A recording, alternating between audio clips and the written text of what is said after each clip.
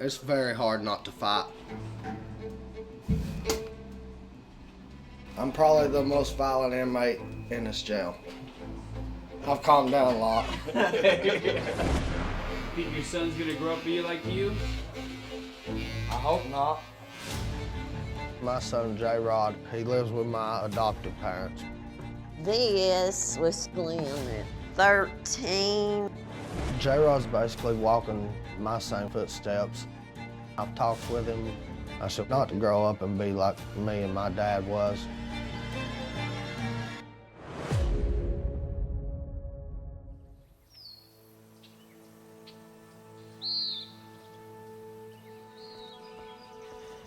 I live on this property with my bed ball, my pet ball. I've lived here my whole life, and I'm 11, so 11 years. My dad is Glenn Anthony Mantus. I have the same middle name as my dad. He gave it to me. When Glenn went to town at 18, he got wilder than ever. He met a girl from not so good a background, and Glenn got this girl pregnant. And that's how we've got his son, J-Rod. I'm gonna get my gun. Hold on just a minute, because I keep our guns and everything locked up and everything, keep everything locked. J-Rod has seen Glenn get incarcerated and took away I don't know how many times.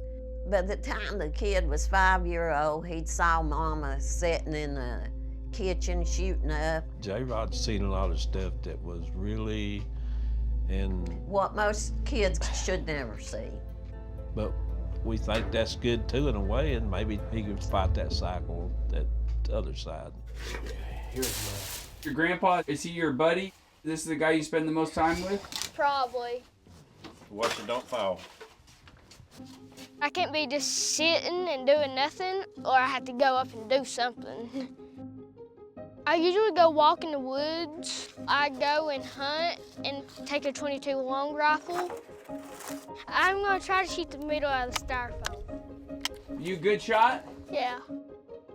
When I see a squirrel, I shoot them. I like to eat them. Say what? I like to eat squirrels. Yeah. I got it dead in the center. I think I did. I love living out here. What's the longest period you've ever spent with your dad? Probably a weekend. Probably like 2 nights. Thorns. Sometimes he'll call me during the week and on the weekends and tells me he loves me and stuff.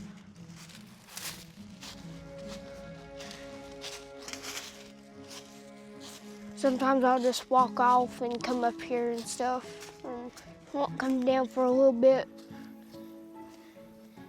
That's my house right over there.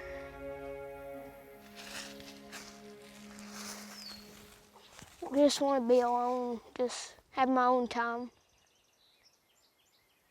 I just sit here and look at stuff. Think about things like my dad. Not all the time, but sometimes. I get emotional, very emotional about him, about my dad. I love my dad, and that's my feelings for him. He's my dad. I want to be around him, and it just makes me mad and feel sad because I'm his son and he has to take care of me and not out getting in trouble. A bird. I think it's black, white, and blue. Your dad, I know that he has a bit of a temper problem. Mm-hmm. You feel like you have that in common with him? A little bit. I was thinking my dad got it from his dad, and it just went on down 3 generations. I probably don't get as mad as him, but I get pretty mad. Have you ever get in any fights? A boy was trying to shove me in a stall, and I punched him, and I got expelled for 3 days out of school. Sometimes I get mad and start slamming my door and stuff. I'm trying to get better at controlling it. I've been good for the past month and a half, maybe 2 months. And I can do the side flip. Wow. Oh man. Okay, so last thing about your dad. You know how old he was when he first got locked up in jail? Not when he first got locked up, no I don't. I'm trying to guess like 21, 22, because he was a big alcoholic, and when he gets on alcohol, it makes him like aggressive, so I think he was about 21 or 22. He was 13. Wow. 13. So 2 years older than what I am. Did not know that. Wow. Just wow. I mean, are you prepared to go to jail? No. I don't want to. I don't want to be like him and go to jail like all the time. I want to make something out of myself. And hopefully my dad can when he gets out. I really think it's possible for my dad to change. Because I've seen it before. I've seen him change for a little bit. There's a whole different side of him that he can really change a lot, and he needs to. Or he could come and be a part of this family again.